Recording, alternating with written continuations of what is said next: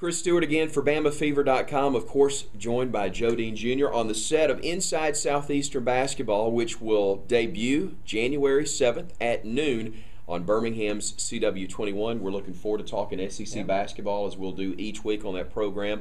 I know you had a chance to see Alabama in person for the first time the other night against Oklahoma State, and didn't see their best player on the floor, but you saw a lot of other good ones. Well, sure did. A very impressive performance without Jermichael Green, and I think that Tony Mitchell has really stepped up and become an All-American caliber player and showing the kind of leadership out on the floor that you expect from a great player. And, of course, Trevor Elliford is the consummate point guard who runs the show and does everything so well.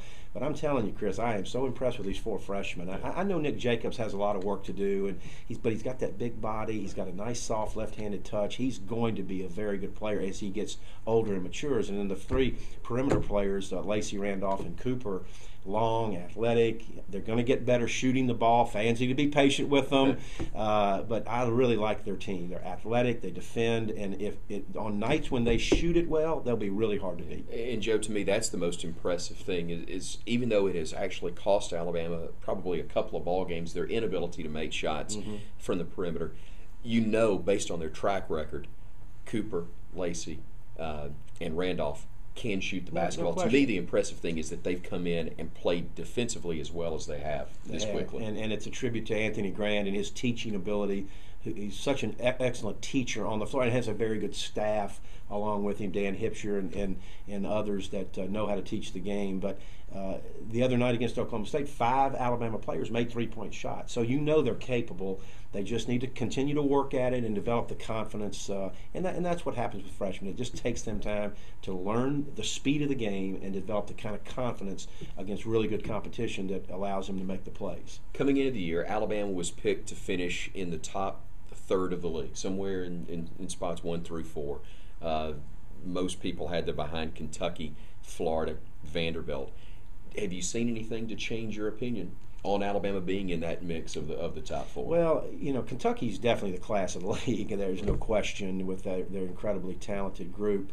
I like Alabama better than Vanderbilt right now. I really do. Florida, to me, and Alabama very similar in a lot of ways. Florida's not great inside. Patrick Young is a very good inside player. But beyond him, they're pretty much a perimeter team. So it'll be interesting to see what happens when Florida and Alabama play each other. I know they'll be in Tuscaloosa this year. Mississippi State's kind of the X factor. They've got a big kid inside, Arnett Moultrie, who's the real deal, and a freshman. I want to make sure I say his name right, Rodney Hood, not Rodney Cooper, but Rodney Hood, whose dad, Ricky Hood, played at Mississippi State back in the 80s.